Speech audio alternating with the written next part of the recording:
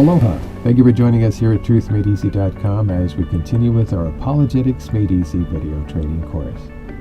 In this video, we will be talking about miracles as we work our way through our 5 points here in our 5-point hand illustration. Let's quickly run through those for you now. Point 1 is proving that God exists. We've already done that and proved beyond a reasonable doubt that God exists, doing so without using the Bible. Instead, we proved his existence using science, reason, and philosophy. Point 2, if God exists, miracles are possible. Point 3, the New Testament is historically reliable. Simplified, it's a good history book. We can believe what it tells us. And what does the New Testament tell us about the central figure of the New Testament? It tells us that Jesus Christ claimed to be God. And not only did he claim to be God, but he also proved he was God. That's point 4, Jesus is God.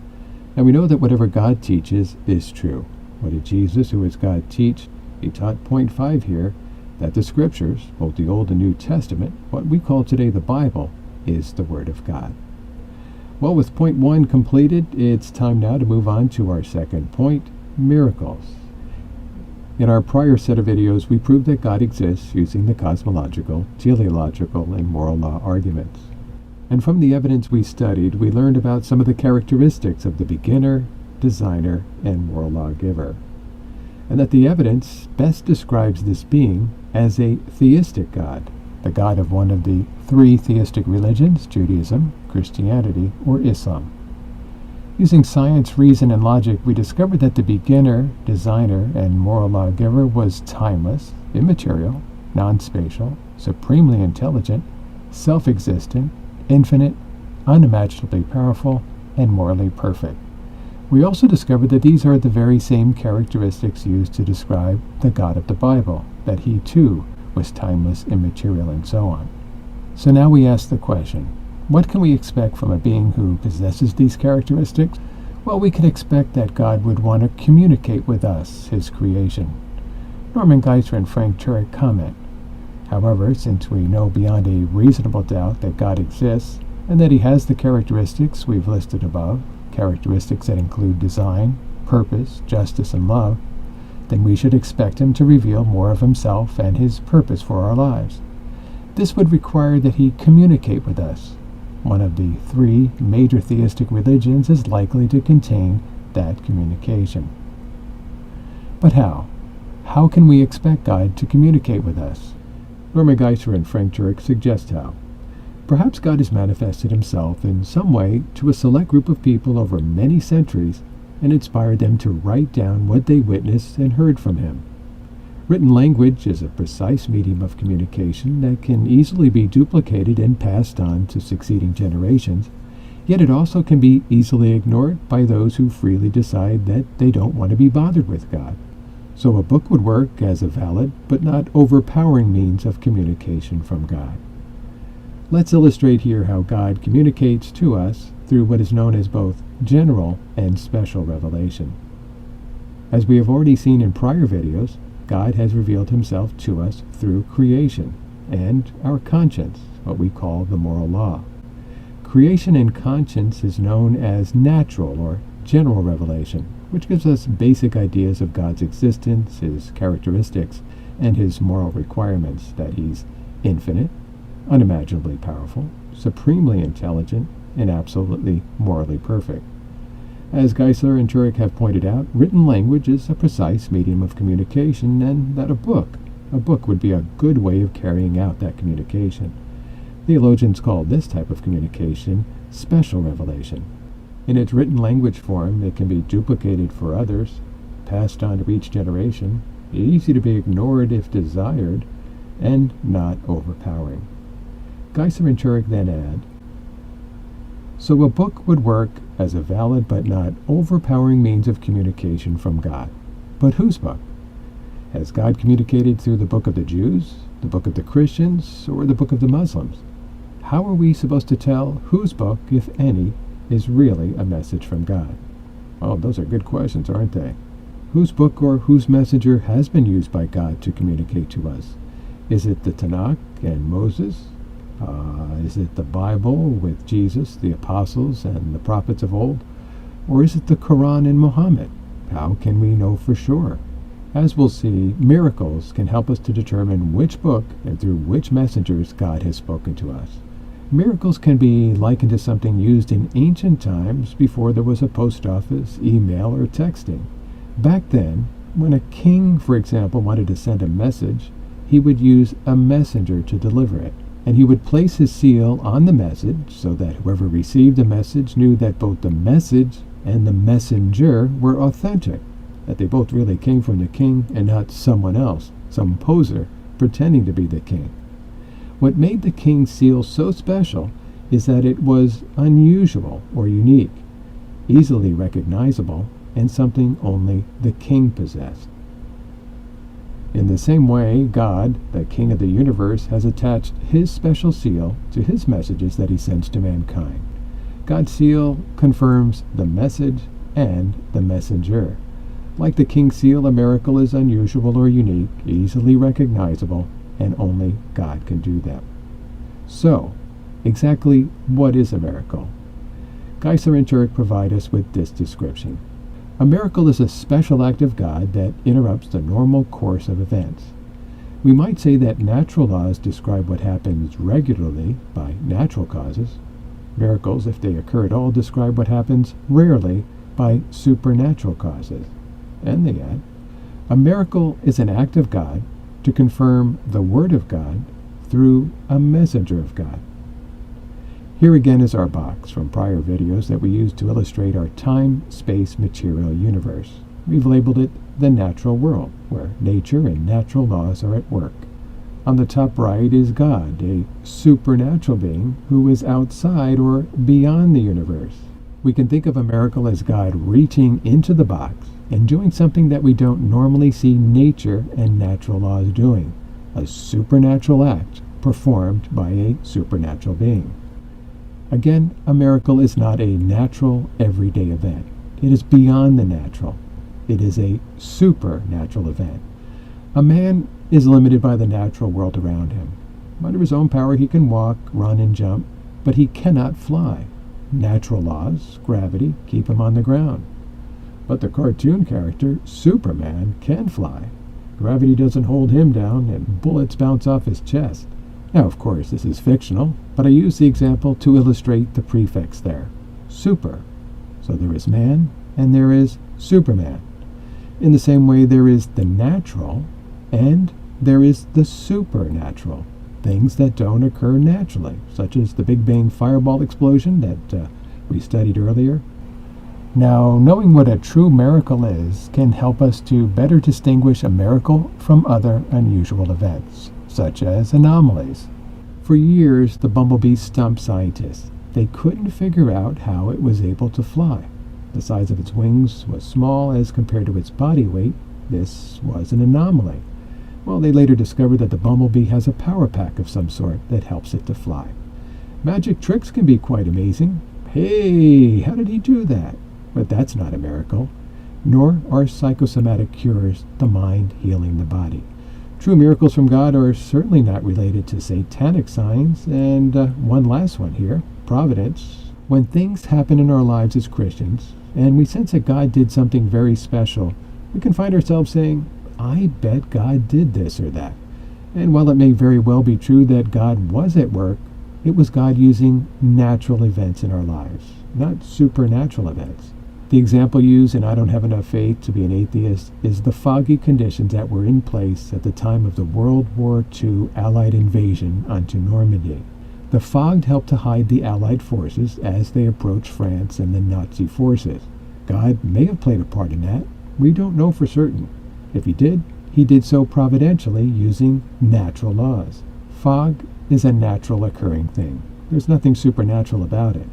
An example of a true miracle would be, as Geisler and Turek illustrate in the book, bullets bouncing off the bodies of the Allied soldiers. So providence is God using natural laws to do things, while miracles are God doing things supernaturally. So how are we best able to test whether someone who claims to have a message from God is really giving us a true message from him? By better understanding the characteristics of a true miracle. we will find that they relate in part to the three arguments we previously used to prove God's existence: the cosmological, teleological, and moral law arguments. A true miracle from God will have his fingerprints on it. It will be instantaneous, supernaturally powerful, just as the creation of the universe at the Big Bang was instantaneous and was not the result of nature or natural laws. A miracle will also be purposeful. As the great designer, miracles can be expected to be designed for a purpose, to glorify God. They're not for show or for entertainment purposes. And we know that any miracle of God will be pure, since God is absolutely morally pure and perfect. His acts, his miracles, will promote truth, not error or immorality. Now, there are about 250 miracles recorded in the Bible. Let's look at a few of them now. We'll begin with a couple of well-known miracles, starting with the miracle in Jericho. After marching around the walls of Jericho for 7 days, we read in Joshua 6:20, "When the trumpet sounded, the army shouted, and at the sound of the trumpet, when the men gave a loud shout, the wall collapsed. So everyone charged straight in, and they took the city." Then there's Daniel in the lion's den, who was left untouched by the hungry lions. We're told that God sent his angel to shut the lions' mouths. In Daniel 6:22, Daniel speaking, "My God sent his angel, and he shut the mouths of the lions. They have not hurt me." Then there's the miracle of Jonah and the great fish, where Jonah came out alive from the belly of that great fish after being inside it for 3 days. You know, as we read the Bible and come across the many miracles in both the Old and New Testaments, we can get the impression that miracles happen all the time. But that was not the case. We need to remember that the stories in the Bible are spread out over thousands of years. There were large gaps of time where no miracles are recorded. And when we do find them, they're often bunched up into 3 main periods: the lifetime of Moses, Elijah and Elisha, and Jesus and the disciples. These were the times where God was confirming his message and his messengers. During the time of Moses and the law, we have Moses with the 10 Commandments, which God himself wrote on a tablet of stone. Then there was Moses together with Aaron before Pharaoh when he performed the many miracles as instructed by God, who had appeared to him in a bush. And of course, that incredible miracle, the parting of the Red Sea with Moses and the Israelites crossing over on dry ground. During the times of Elijah and Elisha the prophets, we find Elijah being taken to heaven on a chariot while Elisha looks on. Then there was Elisha's prayer and the attacking armies becoming blinded. And the young child that was raised from the dead by the prophet Elisha. During the times of Jesus and the disciples in the New Testament, there are the recorded miracles of Jesus healing the sick, the miraculous catch of fish, and also the lame man by the temple who was healed by the apostle Peter. And there are a number of other miracles in the New Testament involving Jesus, including his birth in Bethlehem, the incarnation, where God became a man. Then there was the very well-known miracle of Jesus feeding the 5,000 plus people with just 5 loaves and 2 fishes. In John chapter 2, Jesus turned water into wine at a marriage in Cana of Galilee, and walked on water in John chapter 6. In the Gospel of Mark, Jesus raises a 12-year-old girl from the dead, and in John's Gospel, he raises Lazarus, who had been dead already for 4 days. And then, of course, is the grandest biblical miracle of all, the resurrection of Christ, where he came back from the dead and arose alive after being in the tomb for 3 days. And he later followed that by ascending bodily into heaven. The life and times of Jesus and the disciples brought many special miracles as God confirmed his message and his messenger. And what a message it was. It was the message of salvation, which God confirmed, as noted here by the author of Hebrews. This salvation, which was first announced by the Lord, was confirmed to us by those who heard him. God also testified to it by signs, wonders, and various miracles, and by the gifts of the Holy Spirit distributed according to his will. Hebrews 2, 3, and 4. Now at this point in the course, we have not, and I repeat, we have not yet proved that the Bible is true, nor have we proved that the miracles in the Bible are true. we will determine both of those things as we continue through the course. But for now, we're simply saying that miracles are possible. And how do we know that? Well, because the greatest miracle of all has already occurred, the creation of the universe out of nothing. Therefore, we know that the miracles in the Bible are at least possible. For if God can make everything from nothing, it's no problem for him to raise the dead, part the Red Sea, keep Jonah alive for 3 days in the belly of a great fish, heal diseases instantaneously, and so on. In fact, the Bible claims that nothing is too hard for God. Jeremiah 32:17 tells us as much. Sovereign Lord, you have made the heavens and the earth by your great power and outstretched arm. Nothing is too hard for you. Yet some people, like naturalists and materialists, still disbelieve in miracles. Why? Because they do not believe in God or the supernatural. Naturalists and materialists do not believe that God created the universe or living things. For them, there is only nature and the natural world, things comprised of matter, the material world. This viewpoint of the naturalist and materialist was further strengthened back in the 1700s by a man named David Hume and his famous argument against miracles. In a lecture some years ago, Norman Geisler commented on David Hume and his argument. After pointing out that David Hume was the greatest skeptic that ever lived, he went on to say, David Hume devised an argument that is used to this day as the most powerful argument against miracles. If you can't answer this, you cannot defend your faith in the modern world.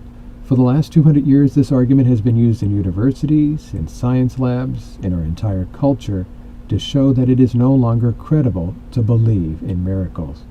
In the book, Norman Geisler and Frank Turek point out, Hume's argument against miracles is one of the pillars of the so-called Enlightenment. That's where we supposedly became enlightened enough to abandon our superstitious beliefs in miracles and put our faith in reason and the empirical truths found by the scientific method. Hume's argument helped advance the naturalistic worldview, which later metastasized with Darwin's theory of evolution. In Chapter 8 of the book, Miracles, Signs of God or Gullibility, Norman Geisler and Frank Turek go into more detail on this argument. However, in the interest of time, we'll just touch on a few of the key points here and keep it simple. As Geisler and Turek show in their book, this argument is easily defeated and proved wrong. Now let's look at the 5 points of this argument in syllogistic form. Number 1, natural law is by definition a description of a regular occurrence. 2, a miracle is by definition a rare occurrence. 3, the evidence for the regular is always greater than for the rare. 4, a wise man always bases his belief on the greater evidence. And lastly, 5, the conclusion, therefore, a wise man should never believe in miracles. Now we know that the first one is true. Natural laws are a description of a regular occurrence. For example, the natural law of gravity is at work every day. It's a regular event. If you let go of a pen in your hand, it does what? It falls. The pen falls, apples fall. Gravity is what Hume would refer to as a regular occurrence, an everyday thing, a natural law at work. Now how about walking on water? Is that a natural event? Something that happens regularly? No, of course not. Walking on water would be a rare occurrence, as Hume puts it. So, let's go back to our list.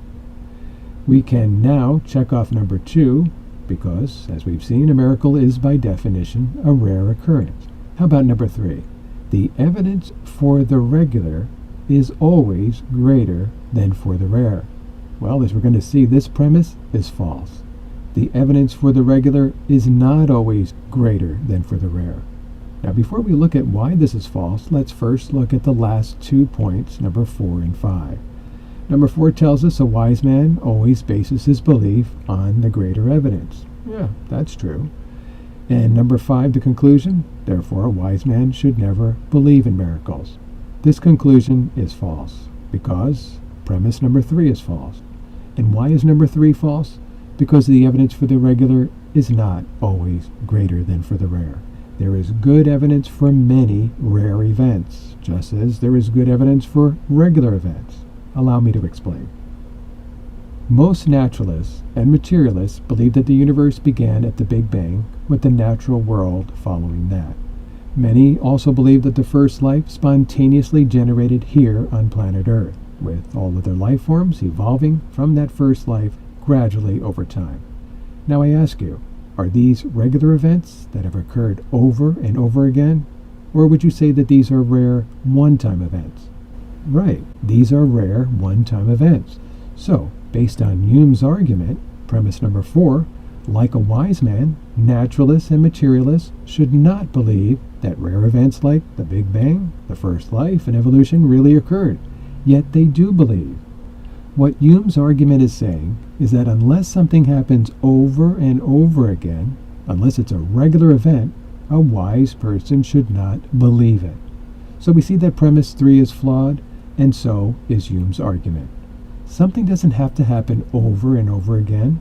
It doesn't have to be a regular event before it can be believed. Believability is not based on whether something is regular or rare. It is not based on whether it happens one time, a few times, or over and over again. It's based on whether or not there is good evidence that the event has occurred. Besides Hume's argument, people disbelieve in miracles for other reasons. Let's look at a few of those reasons now. Some don't believe in miracles because of the glasses they wear, what we might call worldview glasses. The way we view or see the world, our worldview, can be affected by the type of worldview glasses we wear. For the glasses we wear shape what we see and what we don't see, and at times they can prevent us from seeing what we don't want to see. Let's take a look now at some different worldview glasses. Here we have what we'll call natural and supernatural worldview glasses. Now, if we choose to wear just the natural glasses, we will only see those things that are material in nature, things that are detectable by our 5 senses, things that could be seen, touched, tasted, and so on. Natural glasses cannot detect things that are beyond nature, things that are supernatural, such as God, angels, the human soul, and so on. The supernatural can only be detected by the person who wears supernatural glasses. To accurately view the world around us, we should use both sets of glasses, both natural and supernatural. Or even better yet, get ourselves a pair of special glasses that combines both together, what we might call combination glasses or combo glasses for short. A person wearing combo glasses is one who investigates things and is open to follow the evidence wherever it leads, be it natural or supernatural. Let's take a look now at a few miracles in the Bible using different sets of glasses. The New Testament tells of the miracle of Jesus feeding 5,000 plus people with 5 loaves and 2 fishes. At this point in our course, we're not attempting to determine whether or not this miracle actually occurred, or if the New Testament account of the miracle is accurate and true. For now, we're just asking, is such a miracle even possible? Well, to determine if this or any other miracle really occurred, one would need to investigate the evidence for the miracle. But there are many who will outright disbelieve that a miracle like this with the loaves and fishes is even possible. They will discount the event before they even investigate it. Why? Because they only wear natural glasses. No matter what they look at, they see only the natural world with natural laws. So there can be no miracle of loaves and fishes, because this is not something that occurs naturally. But the person who wears glasses that allows him to investigate things from both a natural and supernatural perspective, and is honest with the evidence, will come to a different conclusion. In looking through the right lens of their glasses, from the perspective of the natural world, they will rightly conclude that the multiplication of the loaves and fishes is not a natural, regular event that occurs over and over again. But with the additional supernatural perspective of the left lens, they will look at the event and conclude, yeah, that miracle is at least possible. If God created the universe out of nothing, then multiplying loaves and fishes would be a simple thing for him to do. Whether or not the event actually occurred as the Bible teaches is another matter. That would still require more investigation, but for now it's at least possible. Same with the empty tomb and the resurrection of Christ. If a person wears only natural glasses, they will see the empty tomb and look for a natural explanation. Someone stole the body, Jesus never died, or some other theory. Because they won't even put on the supernatural glasses to investigate all angles, there can be no possible supernatural explanation. But again, for the person who sees things from both a natural and supernatural perspective, they come to a different conclusion. Again, since they know that God created the entire universe out of nothing, they know that raising someone from the dead is at least believable. After further study of the evidence, both for and against the resurrection, they can make a determination as to whether or not this particular miracle really happened. Same with our universe and the planet Earth. When a person is looking at, let's say, the origin of the universe with just natural glasses, they see only the universe and the natural world, and conclude that there is no supernatural being such as God who had part in its beginning. They see no miracle occurring here.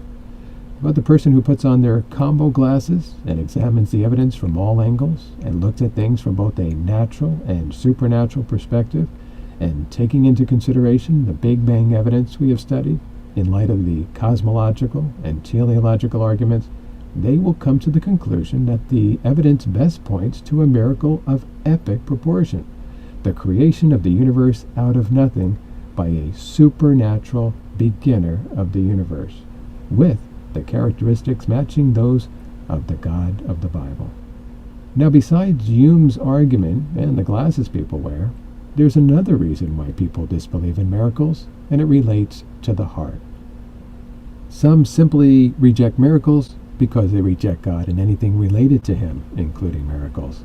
For them, it's not a lack of knowledge or a lack of evidence that is keeping them from putting their trust in God. It's not a head thing. It is instead a heart thing. Some people just don't want to believe, no matter how much evidence you show them. One famous atheist, Friedrich Nietzsche, is quoted in the book as saying, "If one were to prove this God of the Christians to us, we should be even less able to believe in Him." That's not a head thing. It's a heart thing. It's a matter of the will not wanting God. As Geisler and Turek point out elsewhere in the book, as someone once said, the distance between heaven and hell is about 18 inches, the distance between the head and the heart. But why would someone say such a thing as Nietzsche has here? Paraphrase, even if you could prove that there is a God, we're still not going to believe in Him. Well, there are many reasons. A few that come to mind is that some believe that God will take all the fun out of life, and they don't like the idea of having to submit to someone else, in this case God or the Bible's teachings. They want to remain the boss of their lives. They want to call all the shots. They don't want to follow someone else's rules. With no God and no Bible, a person can believe they're free to live any lifestyle they choose to live. Others reject God and miracles because they think that Christians are hypocrites. And sadly, many times they're right. Or maybe they've been hurt by a Christian in the past. You may have heard the saying, the number one thing that keeps people from becoming Christians is Christians. Well, sad to say, there are many not-so-nice Christians who have given Jesus and Christianity a black eye. There are others who reject miracles because of some scientific or philosophical belief. This ties in somewhat to the worldview glasses that we talked about earlier, but it goes beyond that. For many in the scientific community, their belief in the Big Bang, the first life, and the theory of Darwinistic evolution and natural selection, well, it's a kind of religion.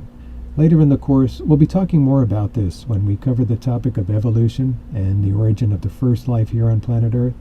Regarding science as a religion, you might find this comment by Norman Geisler and Frank Turek to be interesting. Spontaneous generation of life, which Darwinism requires to get the theory started, has never been observed. It is believed in by faith. The Darwinian belief in naturalism or materialism is also an article of faith. Hence, Darwinism is nothing more than a secular religion masquerading as science. On the subject of science, Geisler and Turek include a quote by Richard Lewontin of Harvard University, and we quote, "Our willingness to accept scientific claims that are against common sense is the key to an understanding of the real struggle between science and the supernatural. We take the side of science in spite of the patent absurdity of some of its constructs, because we have a prior commitment to materialism, for we cannot allow a divine foot in the door." So for many in the science field, and those teaching science in our schools, God, miracles, and anything associated with the supernatural is purposely left out. It doesn't matter if what is believed or taught is against common sense, they cannot allow God's divine foot in the door. Okay, let's summarize what we've learned in this miracles video. We've seen first of all what? God wants to communicate with man. But how? Through creation and our conscience, which is known as natural or general revelation, and through a book by means of special revelation. Since we know at this stage that one of the theistic religions, Judaism, Christianity, or Islam, is the one true religion, we ask ourselves, through which book and messenger has he communicated? Through the Tanakh and Moses, through Jesus, the apostles and the prophets in the Bible, or the Quran and Muhammad? Well, in our search to determine this, we look to miracles. Like a king's seal, miracles confirm the message and the messenger. They are unusual, easily recognizable, and only God can do them. In answer to our question, exactly what is a miracle? We saw that a miracle is where God, a supernatural being, reaches into the box of our natural world and does supernatural acts. We already know that miracles are at least possible because the greatest miracle has already occurred, the creation of the universe out of nothing. We also learned that there are about 250 miracles in the Bible, with 3 time periods having the largest concentration of miracles during the times of Moses, Elijah and Elisha, and Jesus and the disciples. Yet despite the evidence for miracles, many still disbelieve in them, such as naturalists and materialists who believe there is no God, no miracles, no supernatural. They only believe in those things related to nature and natural laws, the material universe. We saw that David Hume's argument against miracles from the 1700s is still being felt today in 2014, despite the fact that it has a flaw in one of its premises. When we looked at other reasons why people reject miracles, we saw how the glasses we wear shape what we see and don't see. Those wearing only natural glasses don't consider the supernatural. If something doesn't fit a natural explanation, it's not even considered. Also, many times disbelief in miracles is not due to a lack of knowledge. It's not a head thing, it's a heart thing. Like Nietzsche, even if one were to prove that there is a God, they still wouldn't believe in him. So it comes as no surprise that those who reject God also reject his supernatural acts. So at this point in the course, as I previously mentioned, we have proved that miracles are at least possible. We have not yet proved that the miracles contained within the pages of the Bible really happened, but as we work through the other points in our 5-point hand illustration, that the New Testament is a good history book, that Jesus is God and the Bible is the Word of God, we will build strong evidence for the Bible's truthfulness and credibility and prove indeed that miracles did happen as recorded in the Bible, that they're not made-up stories or fairy tales as many skeptics claim. In fact, we are going to take a big step in that direction in our very next video as we begin point 3 and investigate whether or not the New Testament is a good history book, whether or not it's historically reliable. Can we believe what the New Testament tells us about Jesus Christ and the miracles he performed? Did the miracle of the Incarnation, God becoming man, really happen? Did Jesus really heal the sick, raise the dead, walk on water, turn water into wine, predict the future, and live a perfect life? Did Jesus really rise from the dead? Well, the truthfulness of each of these things will depend upon the truthfulness and reliability of the New Testament documents, which we'll begin to cover next in our video, The New Testament, Scribes and Manuscripts.